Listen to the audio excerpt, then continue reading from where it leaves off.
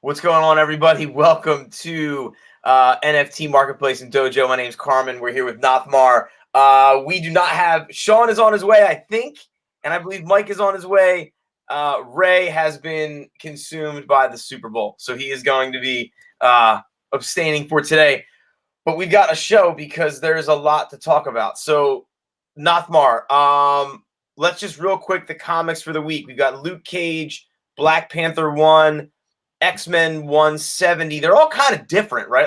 So what are your thoughts on these books? Yeah, I think they're definitely doing some beta testing with us, right? I think the X-Men 170 has like really no investment appeal there. Although, like we were chatting about it, right? Like I was saying, like dude, I did love that series where Storm battled Callisto at the time when they were fighting for leadership of the Morlocks. So it brings me back to my old collecting days. Oh, that's pretty cool. I mean, I would buy it, but I still have not bought it because it's still overpriced in my opinion. So I'll wait for it to go down. Otherwise, I have a floppy of physical copy of it. So I'll wait till it goes under $10. Probably I'll get one. The Black Panther one, same thing. I mean, they're popular in the TV show and the movies, but I don't know if I'm gonna invest hard in it. I did buy a few floppies also of it, so so it's coming in the mail. So and then the Luke Cage, that one I went hard on. So it's still slow right now, and I think it's a long-term play. And my goal is to load up a lot on Luke Cage. That's my plan. Yeah, the Luke Cage is a safe bet, and like you said, I think we're being Beta tested. we are being tested here, right? Like we are the ants in the maze or the whatever. I think the 170 was interesting. I don't know, and I'm sure they can, but I'm going to say that I don't know. Just to not confirm anything, but I'm sure they know how many people are actually reading through these books and how many Yeah. people are actually using them for investment collection, Yeah. stacking, and buying to sort of move through. And I think they're probably getting a sense of like, okay, well, are people actually going to read these books if we release whatever? That book, though, out of all of them, really bummed me out because you can go to any. That's a dollar bin book, There's a right? dollar book. Yep. It's a Agreed. But I mean, I'm not even joking, dude. That's something that it might be they're just beta testing a PC book, or maybe Storm is gonna show up, or maybe there's a movie or TV show that they are gonna feature the Morlocks or the Mutant Massacre, right? If that's the right. case, then Storm was a key person there. The Morlocks were there. Sabretooth was there. That's why I was joking about Sabretooth, but Sabretooth could be a play here, right? So we don't know. It's possible they might be planting something ahead of time, right? So it should be interesting. Yeah, that's true. The in all fairness, with X-Men 170, I think it was hot. I think I had said to you guys like, who was paying $25, 25 gems for this book? But I think it's since scaled back. I think it's at 10 gems roughly. I think with some of these books, it's tough to release an X-Men 170 when it's a dollar bin book. Yep. Because even at $6.99, I don't know if I would pay $6.99 for the book. Not even 6.99. I would go for like $3 to $5 maybe, right? So I think we might start to see maybe some like price differentiation where they might release some books at $1.99 and they might release some books at $6.99, and that makes sense in my brain. The Black Panther book,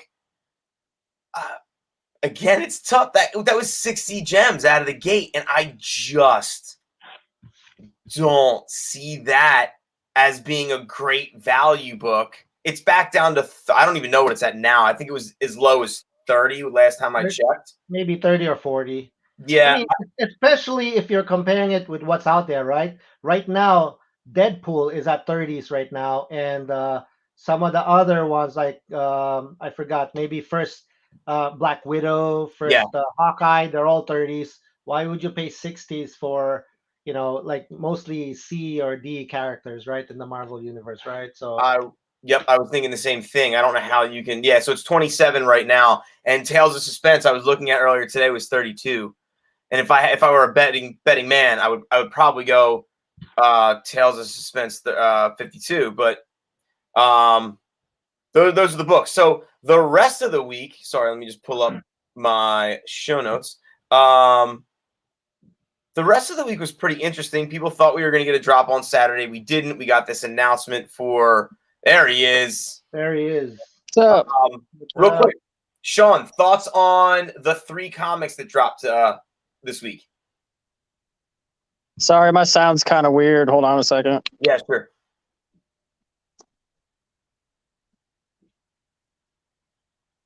That help at all? Yeah, I hear you loud and clear. Yeah, you're Okay. clear. Okay, cool. So what are your thoughts on Luke Cage, Black Panther 1, and X-Men 170? I would go with, which ones was it? Black Panther and what are the other 2? Luke Cage and X-Men 170. What are your thoughts in general, or what were your picks if you had to pick one? I would say go with Luke Cage. I think Luke Cage is super undervalued right now because a lot of people just think he's just going to be a TV character, and I don't think really anybody's ever even read Luke Cage books that's on the Veve platform. I mean, it has to be a tiny amount of people. So as far as like recognition, there's a ton of room left for him to grow for sure. You know, whereas like other stuff like Fantastic Four 1 or ASM 1, I mean, those are recognizable. People know what that is. People know for sure what those are. Luke Cage, I mean, stuff like that, it can go from 15 or 20 gems to 60 gems overnight. I mean, all it takes is a single commercial with Mike Coulter in it. All it takes is Kevin Feige being like, I had a meeting with Mike Coulter, he's cast, and everything's perfect, you know, because like they already accepted him into the role. So yeah, I agree. So the rest of the week, so we've got the market at large. Are we optimistic? Are we bullish? Like where are our minds at as far as what we see with everything? I know a lot of people are complaining I think just people just complain in general, but you know, what are we thinking about how we feel in regards to the market, Sean? I'm pretty positive. I think that we're getting nice little breaks in between massive gains to like stack our portfolios. Because I mean, if you think about it logically, if it was just like straight up, the prices would be unaffordable even for Nothmar now. Like if they would have stayed up at the prices where they were at their all-time high, I mean, Nothmar would even have been out on stacking almost anything. But now that they've came back down to reality for some stuff, I mean, I think it's opened up some opportunity for new users and for us again to have, you know, another shot at stuff that we maybe didn't believe in originally and didn't grab. You know, like for you, Carmen, you know, with the Fantastic Four 1s, you know, you're looping back around and being like, oh, the first time I should have got those, but now that I have a second opportunity, I'm going to get a couple of them. Me with bigger stuff, you know, like some MC 1s, you know, I stacked those up, sold a couple, and some statues, you know, that I was out on originally, but now I've come around to like some of the statues as well. So like, I just see it as an opportunity. Yeah, I remember I think 2 or 3 shows ago after that crazy week where our portfolios almost doubled over the course of the week. I think the commentary was, I don't know how anybody enters this market and survives. And now, lo and behold, less than a month later, we're like, hey, listen, anybody who wants to play the market game, you can. I mean, we're going to do the money well spent for $1,000. We couldn't do that 3 weeks ago, and we can do it again now because of this stuff. Nothmar, what do you think? No, I agree with Sean and what you mentioned, right? But I think definitely, I feel like we have to prepare ourselves that, you know, it's almost guaranteed Veve is going to flood the market, right? They're going to do, I don't know how many golden moments that is, that's 50, but they're just going to like drop comics left and right. Maybe at some point they're going to drop like 10 comics a day. We have to be prepared that the market will get flooded. And if that's the case, if you're a collector, I guess it's okay because you get to collect a lot of comics, but you're an investor, a lot of stuff that went up might crash, right? So we gotta find the ones that hold value, and you know, and it seems like it's still the same, right? It's still the Grails, the FF1s, the DD1s, the first FAs, maybe the FEs also, which is the first editions possibly, but you're already seeing some of the FEs for like some of the Disneys are dropping, right? So the ones that will hold the most values are probably going to be the FAs of key characters. So if you're an investor, I would definitely monitor the market because like stuff are dropping. Even my Mighties, they've dropped, like some of them dropped by half. It's hurting, but like I'm still up. But like I still think as things consolidate and then golden moments probably get out of range again, everybody's gonna look again at what's affordable and they're gonna see hey, look, it's the first Falcon, it's only $50, or first thing, it's only $40. It's gonna people are gonna gravitate towards those first appearances. Yeah, and like that Falcon was $140 3 Oh, weeks don't bring it ago. up, dude. Don't bring it up. Just to your point, you can now access that collectible again. Right now, what I will say is I also am optimistic that I think the next run, it will blow past 140, and I think it might be a $200 collectible. And if it retraces, it might retrace to 100. Correct. But I think that speaks to the urgency of where we're at right now, to people who, if you're thinking about getting in, now's probably a good time to, like Sean said, trace back and get the statues that maybe you wanted, or, like I did with the Fantastic Four, where I was like, when Fantastic Four was 250 to 270, I was like, well, that's it. I'm just out. Like, I'm never getting those books again. And I picked a couple up for 125. Yeah. Even MC1, right? Remember when it was near 500? Somebody posted on the Veve group and said, dude, I can't afford one, but I want one for 380. So now it's like 360. I hope he got one. So, if you don't, hey, don't cry when it goes back up to 800 next, so. Exactly, because these things, the all-time high for these next ones, we're breaking 4 figures for a common comic. I would bet anything on it. I mean, Ultimate Fallout 4 is going way past 300. Fantastic Four 1 and ASM, they're going 500 or above. If people disagree with that, I mean, I'm just going to say wait, and we'll see. Yeah. Oh, go ahead. Sorry. No, I just mean I buy what I talk about. Like, I'm not telling people to do anything that I wouldn't do. So, like, I for sure am investing in the idea that those are going way higher than they are currently. Yeah. So something that I want to talk about, that we've talked about at length, I think, as far as long-term bets and short-term bets, we circle back to the mint stuff, right? The low mints. And I think one thing that I am curious about are your definitions of what makes something low mint, when you think is the best time to buy something that's low mint.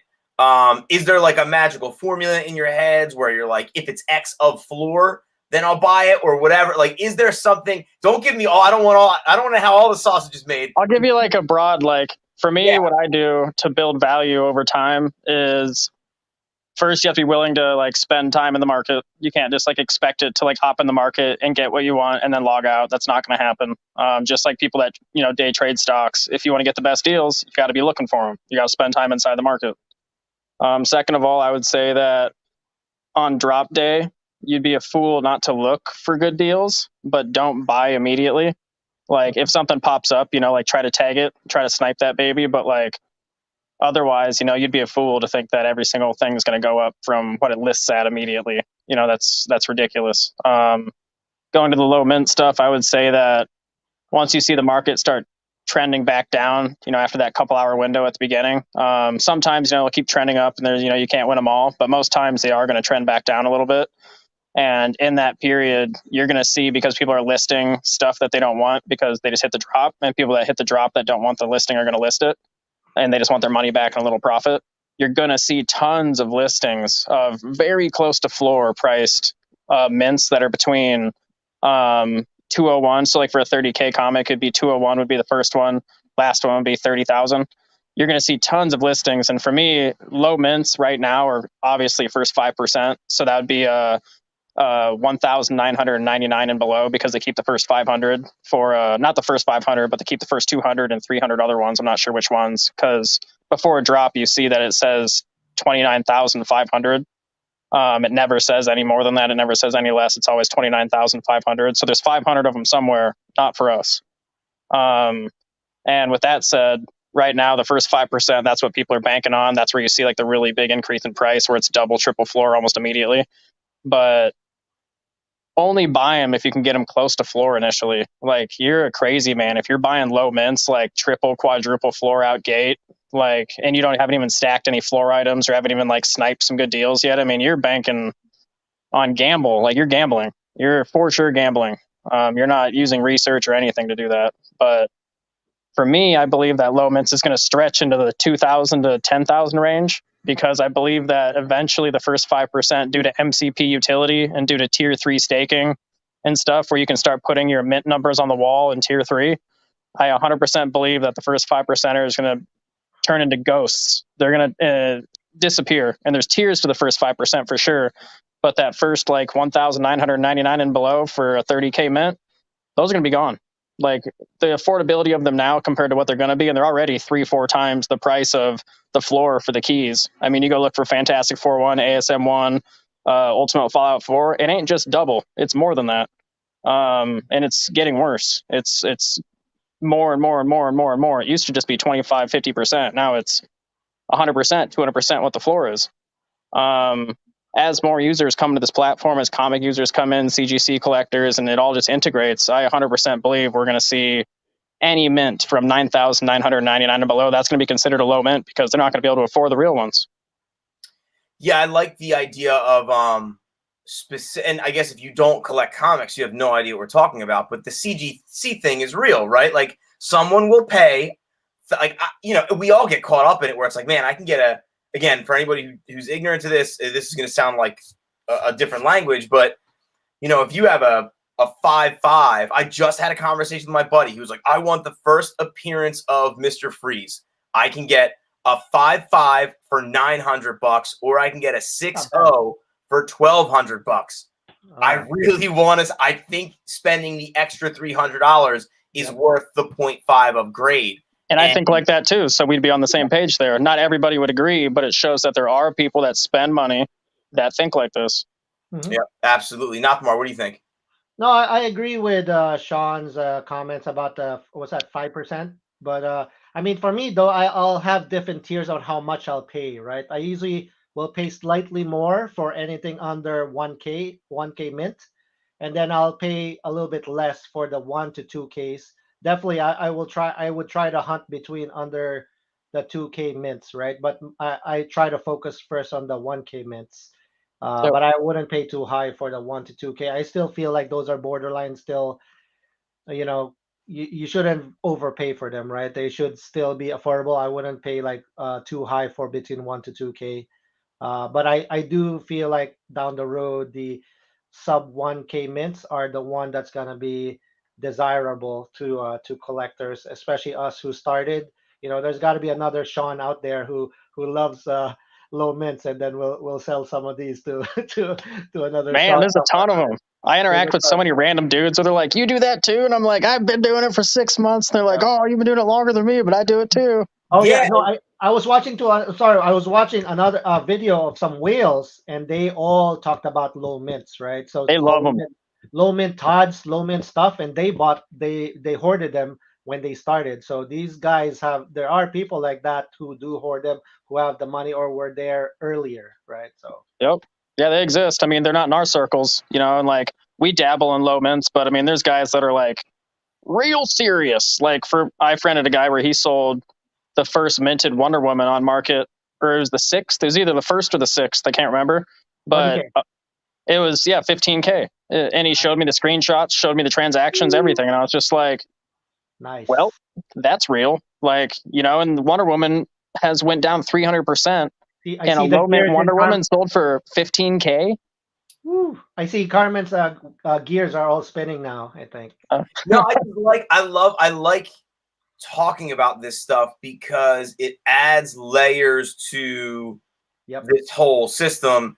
And with this show, I think it's information that's useful, and it's not, and a lot of it is just I guess best practice right now at this point when it comes to not getting burned. Because here's my logic: this platform is only going to be as successful as the new user feel comfortable in the community and make, like, new users are going to enter the marketplace. And I mean, yeah, we can say it is what it is, like blood in the water, eat the weak. But I think on a long enough timeline, Veve and any NFT platform, any platform in general, needs new members, and those new members need to at least get a sense of what's the big deal, right? Now it creates competition for us because now we are competing against other people who are looking for the same things that we are looking for. But I think it ultimately a rising tide raises all ships, right? Like I think eventually we have the benefit of our portfolio as it stands already. So even if these new members win a little bit more than I win, I still win because I still have 6 months of whatever. And when I was winning a little bit, the people hopefully that came in before us, right? People who were here this time last year or whatever, hopefully are far ahead of the game than we ever were. And I think, and Nothmar, I think I agree with you as far as like what I'm willing to pay and what makes sense, where you're looking at, like, I think you can probably land, I'm just going to make a number. Let's say a comic is at the open market. It's been on market for a day and its floor is $20. You could probably find a 1K to 2K mint for like $32 or 30 if you're really paying attention and looking for people, especially if there's a new drop coming up and someone needs that extra $30 or they need, that's kind of the other part of that game, right? Like the new drop sometimes perpetuates the paper hands of, well, I need to sell this so I can make more money on this next drop. And again, that's the difference too between like that one part about that, like how people sell their, like they'll literally go sell an MC1 to hit the drop. Like to me, that's madness. But sorry, go ahead. Yeah, I think it's crazy too, but I think it all depends on, I guess, your financial situation, where if you can afford to just, pull the trigger, then you're good. But if you can't, people are still rolling money, and we're all playing in that regard. I think the starting line isn't the same for people. And then, like you said too, if you're playing the low mint game, you're also playing a game where you're 5 years out. Yeah. As opposed to 2 months out. Right. Where some people are getting into this and they're like, all right, I'll make another number. I'm going to dump $5,000 into this market right now. And I'm going to try and triple it by September, to then roll it into the next NFT platform or the next crypto boom or whatever that is. Which again is a different. I'm not playing that. I'm not playing that game. But that's basically gamblers versus investors. Like an investor would say, you hold through market downturns and then you sell at a rising tide. But like a gambler would say, no, you sell something you own that's really expensive, so you have a lot of money to play with, and then you try to hit random drops, you try to get flips, but like that's all gambling because that stuff's not guaranteed, whereas a rising tide is guaranteed eventually. Right. So there's two different types of people. One is low risk tolerance, and one's they're being like, well, here we go, $5,000. I don't know what it's going to be. $1,000, $10,000, who knows? Like, and that's how I do it in the casinos, Carmen. When we play, I keep moving around until I get something that's hot, right? Yeah, right. Like it's a different animal. So, all right, the next thing to talk about, so we can keep us moving, is this money well spent? We got you. Let's just start. We've got 1,000 gems. And the rule for this week is you can buy one thing, you can buy multiple things. If I gave you 1,000 gems right now and you had to buy stuff, what would you buy? Nothmar, we're gonna start with you. I mean, like, I hate to be a broken record, but like I would still go with Wonder Woman and the Spidey collectibles, like common and uncommon. They're all under a K. I mean, the Batman versus Croc is now like, what is it, 700 or 800? But it's more of a PC thing, so that might go up again later down the road. The Green Goblin that's also dropped, but I still think those are overpriced, so I definitely wait for it to go down a little bit more. But if I were only to pick one, I would stick with the Wonder Woman and the Spider-Man UC and common collectibles. Okay, Sean, what about you? For me, man, I'm thinking that this is like going to be either like the second to last or the third to last, because I know there's going to be another opportunity. I just don't know if there's going to be a second one. But I think this could either be the second to last or third to last opportunity to get the big comic keys. So I'm just going to keep, like I said, when they bust out of nowhere, I was like, see, I said it. I was just like, they were going to blow up, and then they did. And if you didn't have them, now you can't. But we got lucky and they came back down again. And that's going to happen again with MTL likely and maybe something else. So I just grab like all Ultimate Fallout 4s at this stage. I would just grab as many common and uncommon in whatever combination. I wouldn't get any rares or ultra rares because those ones retrace really, really hard from pumps. I don't know why.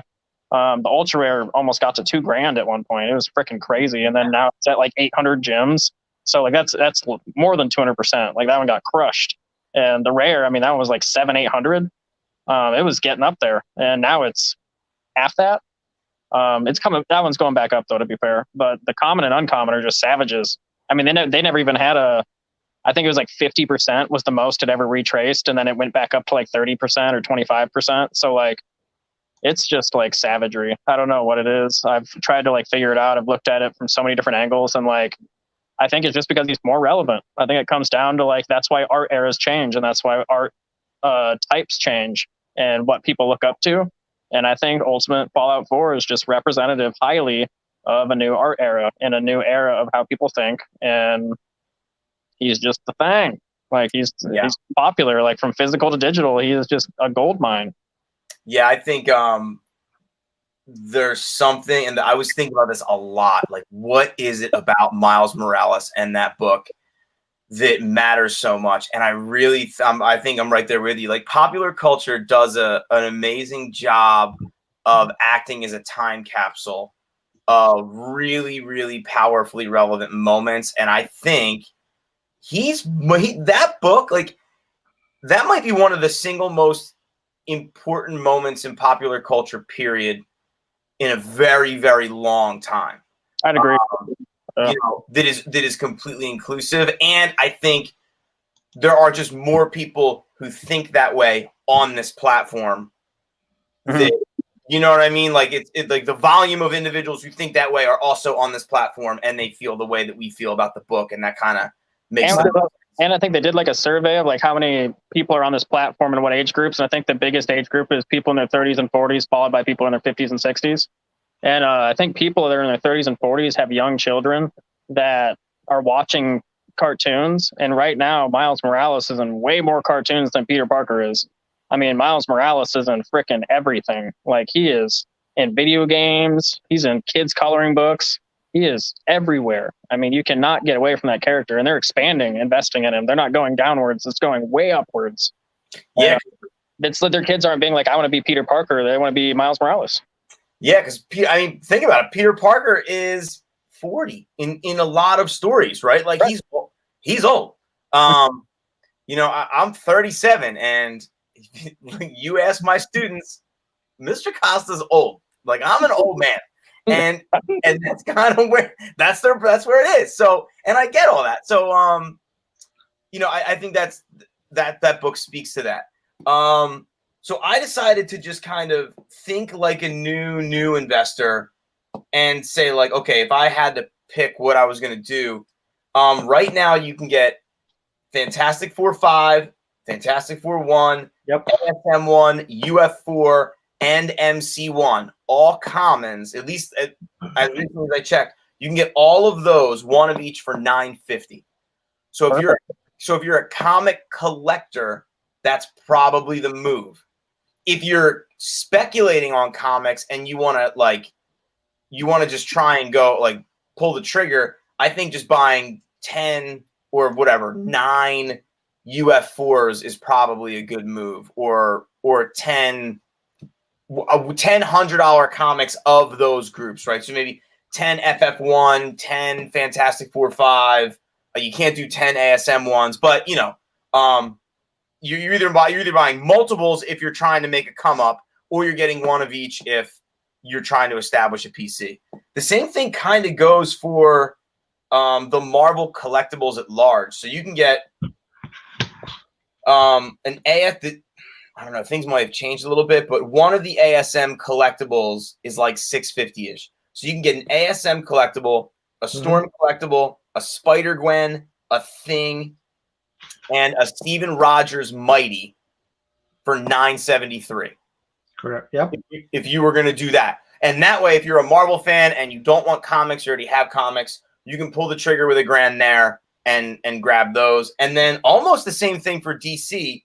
You can go Harley Quinn, Robin, Catwoman, and Batgirl and spend a G, or you can sub Harley Quinn out for Wonder Woman. And I think that's just more of a bet, like, you know, which one do you think has more upside, which historically we know Wonder Woman has more upside than Harley Quinn at this point, unless something sort of changes drastically.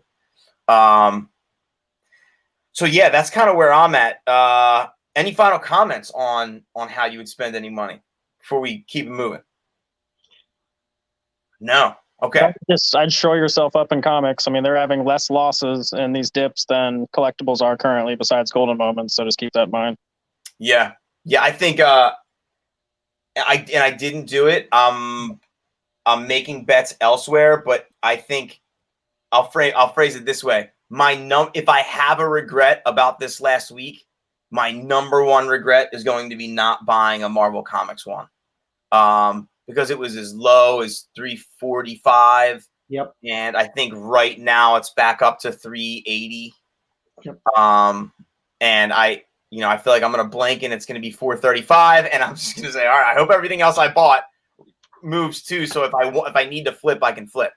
Yeah, I want to add also the Mighties, right? I think the Mighties are dipping hard right now. So I'm getting hit, but I still think the first appearances of Falcon, Bucky, the Thing, Sue, they're all dropping, and I think they can hit hundreds again down the road. I don't know when, but a lot of them have dipped like near the 50s when they were over hundreds at some point. So they're a good opportunity for people who are just getting in now and see, you know, if it's something that you want to buy that's affordable. I don't know how much more it's gonna drop. It might still drop, so be careful. But I would monitor those, and if you wanted to add some affordable first appearance that's under $100, you know, those are some of the ones that I would target. Even Gwen, like right now it's back near 100, but I wouldn't go hard because, you know, I think it might still drop some more. But I think Gwen is potentially a good investment because that might hit $200-300 when, you know, when news of her movies or appearances like pop up again, right? So I think it's got potential. I think Gwen's a steal. I think it's going to be 300 gems eventually for sure. Oh, Daredevil 1 also. It's now in the 100. Some of it went down to 80s and 90s. So the Daredevil 1 is one that's also affordable and it's a deal right now in comparison. So that one is easily should be a $200-300 comic in my opinion, the common. So I think Daredevil 1, you got to monitor that book. Yeah, Daredevil 1's interesting.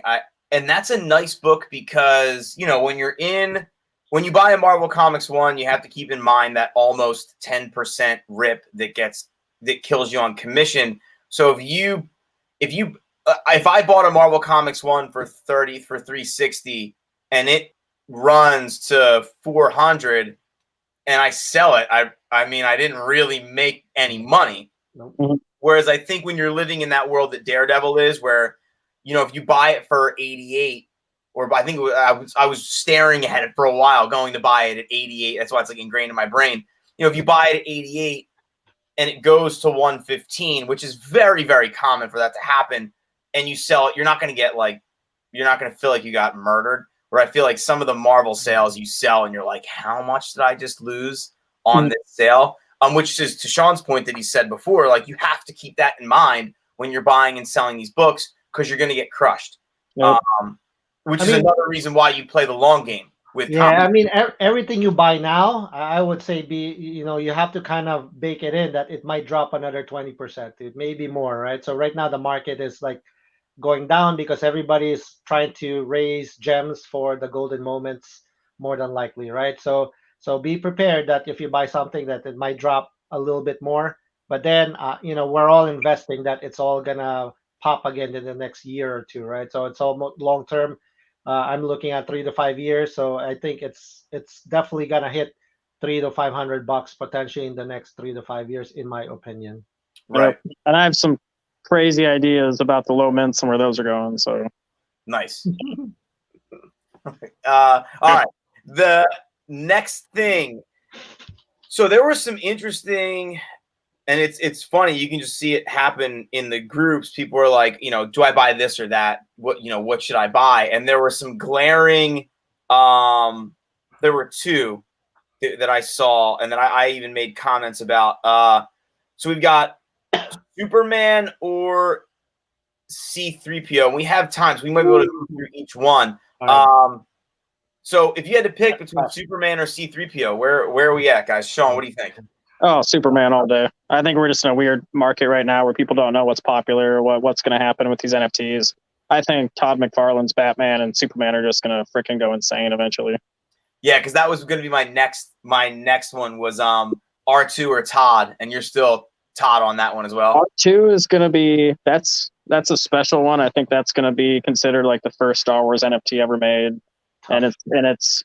I mean, C-3PO is cool too, though, because he's gold and like it's a golden moment, and that's something that I don't think people are factoring in because it's like super dope from a distance and up close. Yeah. I don't know. All four of those statues, like if you have money, buy those and you'll be fine. Like, yeah, especially now, money like that. So I can't just buy those and be fine. I have to hustle comics. You know, right? I looked at our notes from a couple weeks ago, and on almost everyone's top 5 at one point, for I forget which week it was, maybe 3 or 4 weeks ago, Todd was like, everyone was like, Todd's at 13.5, and now it's at like 9. So if you want it and you're thinking about buying it, buying one right now is not a bad move, because it's probably going to go. It was at 13. It's probably going to go to 17. In the same way that Ray was like, do I buy a Todd at 3.5? Like, I don't know. Like, should I? I don't know if I should buy it. And he pulled the trigger, and then a week later, it ran to 12. Oh. So we're kind of in that weird place too. Nothmar, what do you think? The droids versus the DC royalty. What do you think?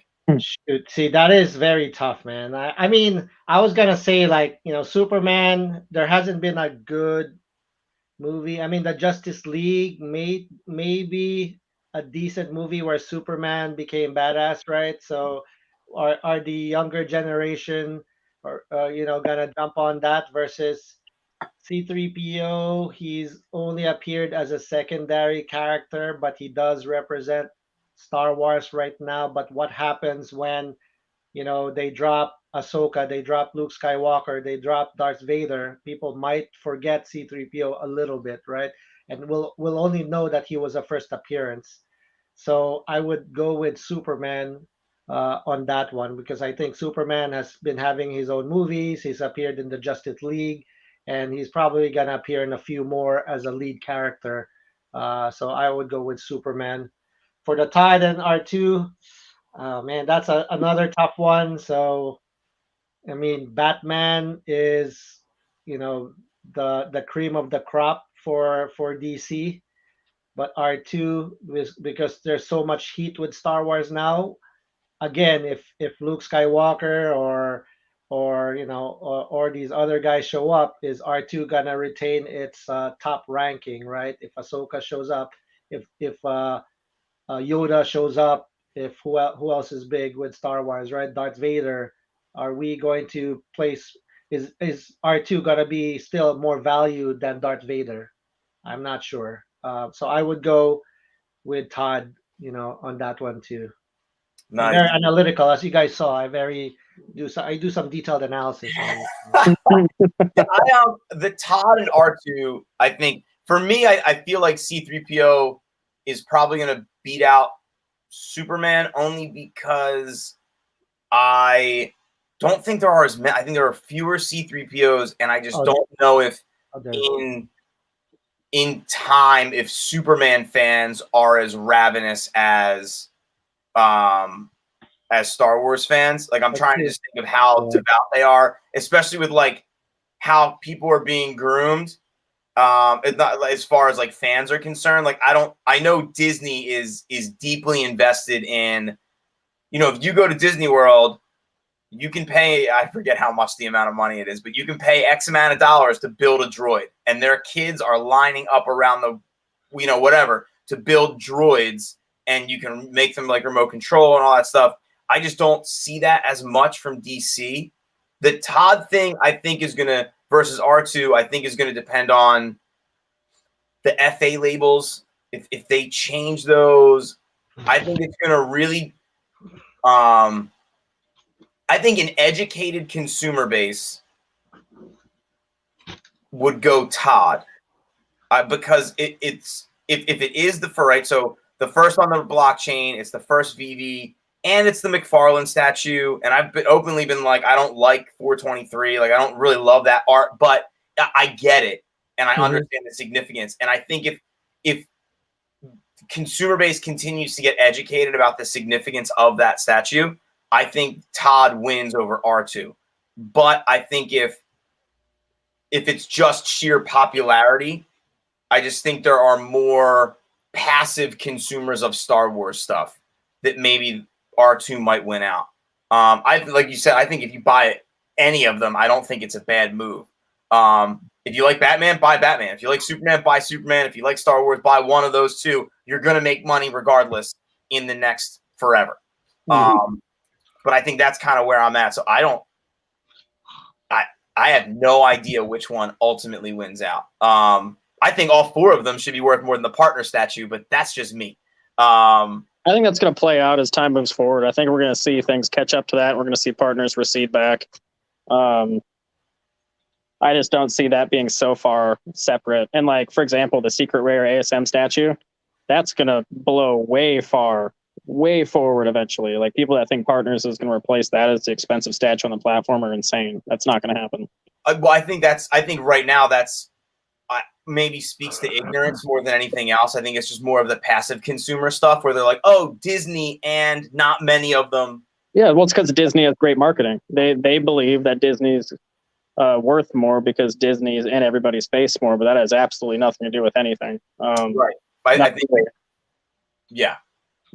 I mean, it's the same reason why I think if you look at some of these comic books, like, you know, you look at some of these pre-code horror books that nobody's ever heard of, that are selling for an obscene amount of money. Zero marketing and selling for like $30K, you know. I mean, it's definitely more rabid, right? In terms of, dude, when there's like Star Wars shows, we're all talking about it, right? I remember when the Superman movies and then even the Justice League came up, I barely saw anybody from the comic book community talking to detail, you know, about, you know, maybe they'll discuss it, but they're not as rabid as like Star Wars when we were like, oh my God, he just showed up and he did this and this and this, you know. So yeah, I think the Star Wars fan might be more rabid than the Superman. So I think based on that, maybe the Star Wars I would. And I guess what helped R2's case, well, I guess spoiler alert. Yeah. R2's case has been the Book of Boba Fett. The Book of Boba Fett. Yes, I didn't want to talk about it the last show because like it was still new and it would have been a spoiler. But I was like, oh man, all of these guys are appearing. I think you gotta get. Speaking of spoilers, did you see the commercial? And I think that's Monica Rambeau and Doctor Strange too. Oh, I saw the Doctor Strange. I didn't see Monica Rambeau. I'll take a look again. That image that I shared to the group that looks like her. I don't know who else it would be. We'll take a look. That's cool. Especially because she was in WandaVision. It just makes sense. If you're going to have Wanda, it that connects the dots. I mean, they just showed her in the TV show. So, I mean, it's not going to be a coincidence. And I think we just showed her on Veve. What? Yeah, go ahead. I was just saying, and they just released her stuff on Veve. So, I mean, it's kind of like, meh. So that we were talking about that before you logged on, this idea of, you know, we are the beta testers. And if you look at the Veve track record of releases, it's not coincidental, man. Like, no, I mean, and now that the more I think about this X-Men 170, I still don't know if I can buy. I still don't know if I can pull the trigger and spend 15 gems on a X-Men 170. But I might go to I might go to the comic book store and run my hand through some dollar bins and see if I can grab a couple issues. See, there's definitely a Storm there. A Storm might be the key, right? Because they've showed off Storm. They have the first collectibles that came out recently. She's here. I mean, the only thing I can think, why would it tie into anything is Storm, but then why this book? So that's why it has to be maybe some Morlock appearance, you know, in one of the shows coming up. Maybe the next after the Star Wars, it's gonna be Marvel again, right? Maybe like they're gonna make an appearance, a Morlock's appearance somewhere, right? So there's got to be some tie-in. I think that Veve is being used as modern marketing for Marvel and Disney. I don't think it's because Veve has no say in what's released. Why the hell would they release a ASM Annual 16? Why would that get released at all? What does that have to do with anything that's going on unless something's going on with it? Super Bowl Yeah, commercial. I agree. Here's what I'll say. If Giant Size X-Men drops in the next 2 weeks, you better buy Storm statues, all of them. Because Yep. I mean, that will be the glaring like she's on her way to the screen for sure. Or Miles statue, something like that, or like a Black Panther, Fantastic Four 52 or statue. Those are all going to tell you what's going on next. You know, for sure, absolutely. All right, so we've got 15 minutes left. And we kind of briefly addressed it as far as what the future looks like and the market as a whole. Where do you guys see? How do you see this month wrapping up? Do you think we're out of a dip? Do you think we're still going to be here for a little bit? What are your thoughts overall? Nothmar, we'll start with you. I mean, I think the market is still adjusting with like bots getting like taken out, but then I'm still hesitant to say that they're gone because I noticed some. I told you, right, some botters that I knew they were taken down, but then they got reinstated. So I was like, so they're probably back to their old ways. So I don't think it's gonna be fully addressed. So people are still gonna have challenges getting the drops. I think the market, they're gonna start flooding with more NFTs. So people who have limited resources, like all of us, right? Like we're gonna start focusing our cash on the ones that will have the most potential, like the UF4s or whatever, right? So we have to consolidate and be smarter about where we put our money. Because like if you have stuff that you invested, like I don't know, Pili Fantasy, I don't know if that has like a big future if you paid a lot for it. Will that hold? I don't know. It's not our market, so I have a feeling that might drop, right? So you got to be more selective about where you want to invest, because I do think that Vivi is gonna try to keep cashing in, and then hopefully MTL comes in, and then we'll be able to trade more finally, and then I don't know. Hopefully the market for the first appearance, then they go up maybe in a year from now when, for example, when Wonder Woman has like the sixth or eighth statue come out, dude, the real investment is the first one, right? So all these ones that we hoarded, like, finally people will pay more for these, because after the 8th or 10th Wonder Woman collectible, you have to know that the most popular one is the first appearance, right? So I and think eventually those Wonder Woman releases, like, or any type of release, they'll be for, like you said, straight from his mouth. If you're a Wonder Woman collector, you'll collect Wonder Woman statues. If you're a Batman collector, you'll collect Batman statues. There won't be collectors unless you're a freaking millionaire that are like, I collect every DC statue. They'll be like, oh, well, then this guy makes 7 figures a year then. Yep. Well, that makes a good point, though, that a lot of them will be PC stuff, right? So they'll probably will have statues of key timelines, what happened to some things that happened with Wonder Woman, right? Like maybe first appearance of Wonder Woman versus like who's her number one like villain, right? Maybe they'll have something like that. Or Cheetah, they'll do a release with a Cheetah, the Invisible Jet or something. Cheetah, or first first meeting with the Flash or something like that, right? So those are like cool PC stuff that we'll all like to buy, but are we gonna pay a premium? Probably not. But like it's still something that we will try to buy when it's not like sky high in prices, right? So I see the market's gonna evolve, and hopefully they'll give us more meaningful like NFTs versus just trying to make like money off of us, right? So hopefully that's what's gonna happen. Sean, what about you?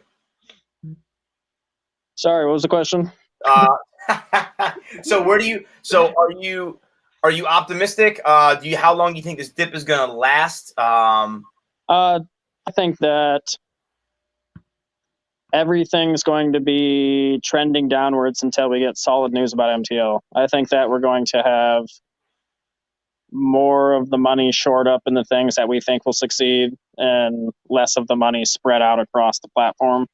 Mm-hmm. I don't think it's going to stay like that. I think, a lot of people disagree with me, but I mean, I've been right 3 times in a row now about this. All the comics drastically get crushed in these dips, especially the non-keys. But what are the first things to double when we come out of these dips? Yep. The non-big books, the tier 2 and tier 3 comic books. This is the if they bounce back again, this will be the 4th time that this has happened, where they have gotten crushed, like way crushed, worse than the statues, like where they go down 300% in value, and then they bounce back 200, 300, 400%, like in a night or two or a week. So I still think that happens again. I don't think this is some magical different scenario. I just think that it's just new users and we experience the same shit every single month. I think so. Going back to the community and the new users thing, I think that's why this is so important too. The more new users who come in, the more we can recover from all of this stuff, right? Like, you know, you can almost bet that the book that was $20 that goes to $60 might recede back to like $30 almost always on every dip. But if you play it right, and even if you enter the market at a bad time, if you sort of take stock of that, you just have to wait. For us, you wait literally 2 weeks, and you're probably going to see a swing of some kind. And you just have to pay attention, like you said, do your research, watch the market, and know when to pull the trigger on some of this stuff. And then you're sort of back out on the other end. And as long as people don't get too discouraged and they understand how the cycle works, I think we'll be good to go.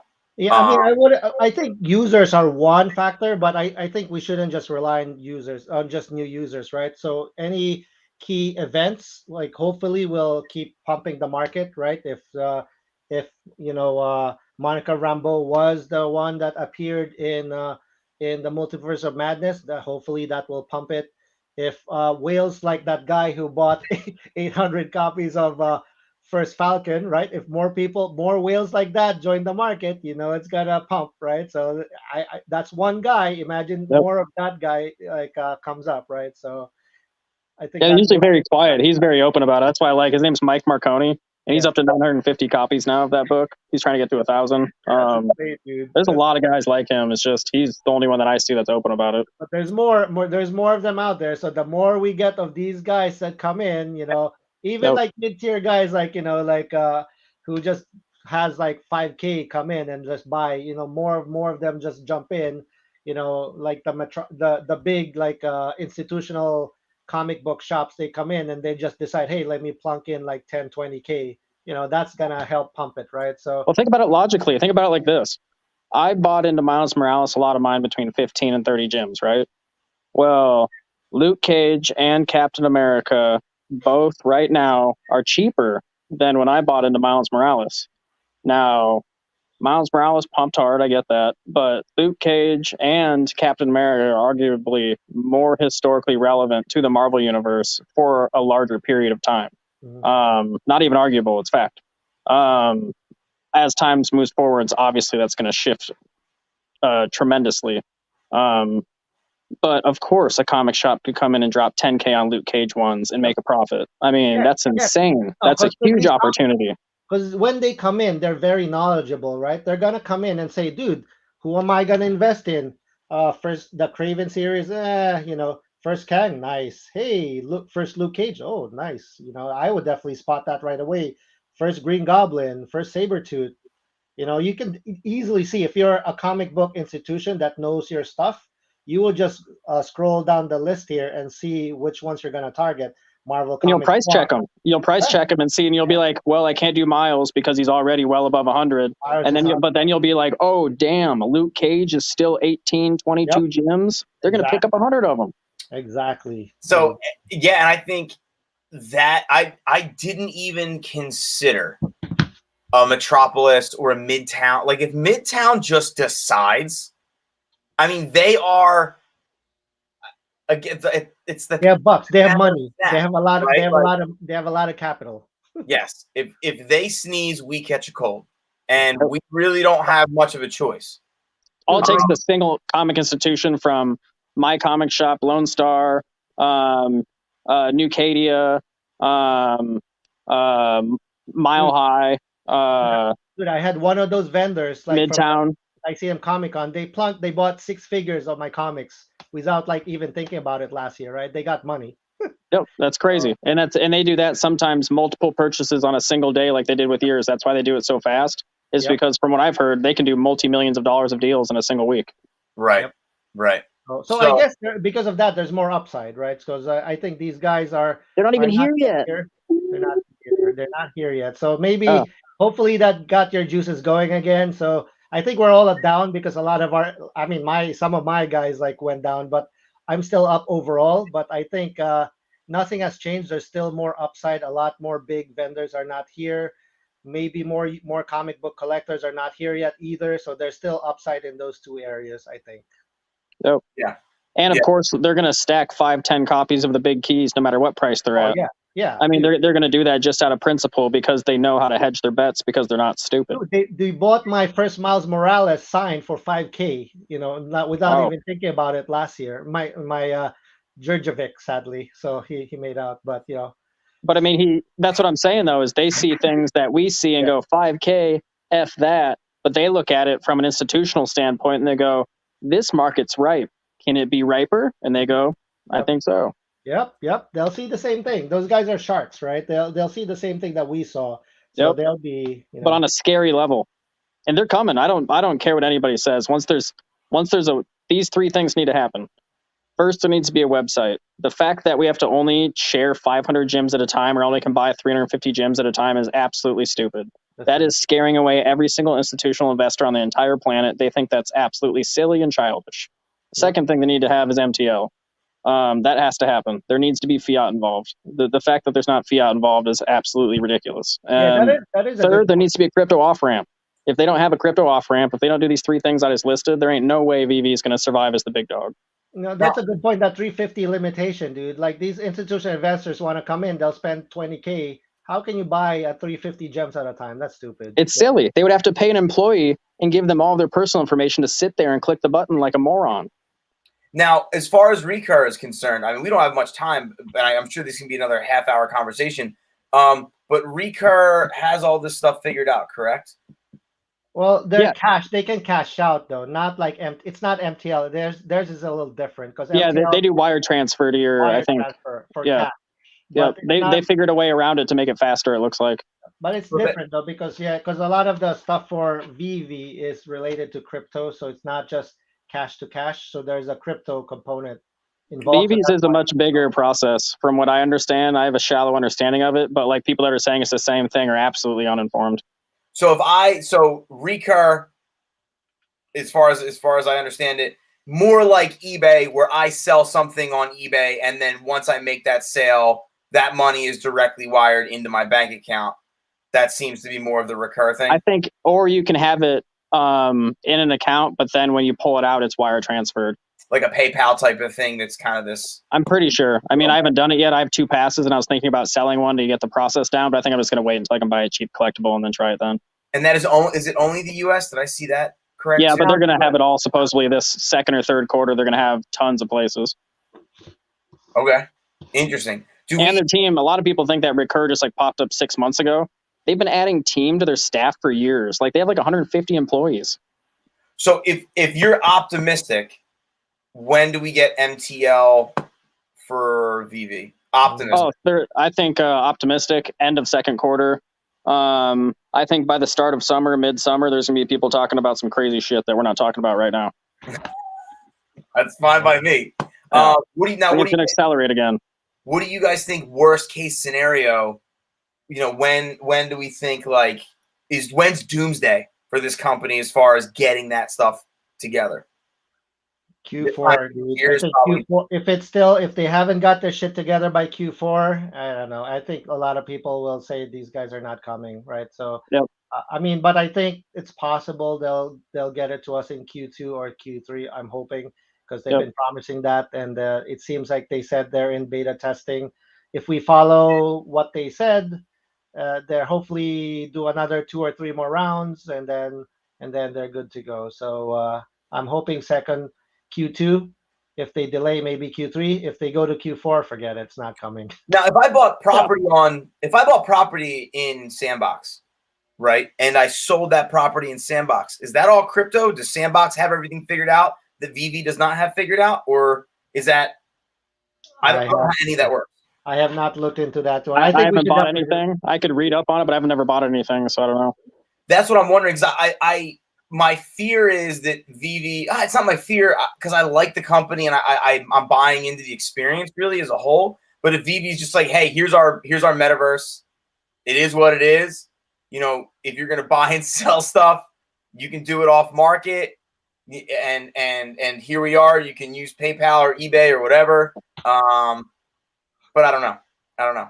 I'm still super bullish on this whole thing. I'm not concerned really whatsoever. I mean, I've listened to so many interviews with David Yu and like guys that have like talked about David Yu like from early on before all this stuff. And there's guys that talked to him 3 years ago, and they're like, if you just sit down with David Yu one-on-one, they're like, this is gonna work. They're like, this dude is so like he's an obsessed founder. He's like Mark Zuckerberg when he started Facebook. He's freaking obsessed. Like he wants to make this work bad. I do think that they will deliver. I think that, I mean, I'm 60% sure, but like, I think I'm about 75, so I have a little doubt still. I'll go 7. Let's go 70, 75. I think so. They will come. It's just frustrating because they've been promising it last year and it's been delayed. You know, and there's I work in tech, so there's multiple things that they probably could have done to roll it out slowly, right? Maybe start first with the US and then next is like Europe like or whatever. Recur. Yeah, like Recur did, right? They started with the US because it's easier. Show some good faith, like that you're trying. Jesus. Like, yep, so something. So, but I mean, I still think that they will deliver. It's just the delays, you know, it's kind of frustrating. And you see the market is borderline. Actually, that's the thing. The market it's in danger because of values are at risk because people are selling in the black market. They're selling the values of like 30 to 40% off, you know, of market value. So it doesn't make sense almost buying 1-to-1 gems when you can go to the black market and buy gems for 60 out of $1, right? Prime example, I just sold a 9.6 Edge of the Spider-Verse first appearance of Spider-Gwen. It was the first print. It's only a $900 book, and I got 1,500 gems for it. Like that's a prime example of how powerful the transfer rate is and how devalued our stuff is if they don't fix it. Yep. I will say I'm very proud of you for that move, though. That's a nice move. I was pretty happy about it. I was just like, yeah, that's sick. And for the group, it shows that it's possible. That's why I did it openly in the big group. I wanted to show everybody that we're moving towards a world where physical and digital will have value both, not just one or the other. It will be, and we've talked about that too. I think Mike has talked about it. My brother and I have a table at a Comic-Con in Philly on March 6th. And I'm telling you right now, I will have books there. And if someone walks up to me with a Veve account and is like, hey, will you do gems for this? Or if I transfer you this Catwoman, can I get that book? I will say, yes, we can absolutely make this happen. Yeah. Just put a sign up. Just say accepting Veve gems. How about do that? Yep. For PayPal? Yeah, accepting Omi and gems. Omi and gems. Yeah, I think that in and of itself makes me super optimistic about. I'm not going to say this thing can't fail, but I just think if you're a collector and you like pop culture, even if you can't, and I know this is going to give people a heart attack, even if you can't get your money out immediately from Veve, it's not going to matter all that much because I can't get my money out immediately from my Fantastic Four 52 that I have in a box in my office, right? But I am very, very much so invested in the book and how to unload it if I need to. It's just a collectible like anything else, right? I have 2 guitars hanging on my wall. I can go to the antique store or the guitar shop and unload them if I need to. So I think people are gonna figure it out regardless. Yeah, that's a good point. I mean, definitely, yeah, liquidity is important, right? So if they don't give us that liquidity, it's gonna be disappointing. But it's like even my guitar, I sold my guitar. I just went to Facebook Marketplace a couple years ago. Within like 2 days, somebody came by and made an offer, and I sold it. I was like, oh, that's good liquidity. But now I'm out of the city, so it's a little bit harder to sell now. I think in the suburbs, but I do have all these comics. I definitely wanted to cash out and put into stocks and put into cryptos more because it's, you know, I don't want to hoard so much physical inventory now. You know, I think there's more potential to put it all either in stocks or NFTs, right? So they're easily tracked and sold like without even having to list them or box them up, you know. So the blockchain is the best thing that's ever happened to collectibles ever. I legitimately believe that. I think that we're experiencing an art revolution right now, and people laugh at that, but I don't give a shit if they do because we're in a new art revolution, and this is going to drastically. I mean, the fact that we have guys like Ron English creating stuff for Veve, like directly, That's just the beginning. There's gonna be 1,000 running glitches on VV. Yep. Yeah. Yep. I agree. And I think that's the perfect way to sort of end tonight's show. We are at an hour and 4 minutes. Any final comments, gentlemen? Get those comics before they're in the vault. I'm telling you, once they're in the vault, there's tier 3 staking where they can put the numbers on the wall. You're not going to be able to buy them anymore. I agree. And with that, have a wonderful night, gentlemen. Everybody have a good night. I'm Carmen. That's Sean. It's Nothmar. We are out. We'll see you next week. See you later. Hey, guys. Yeah.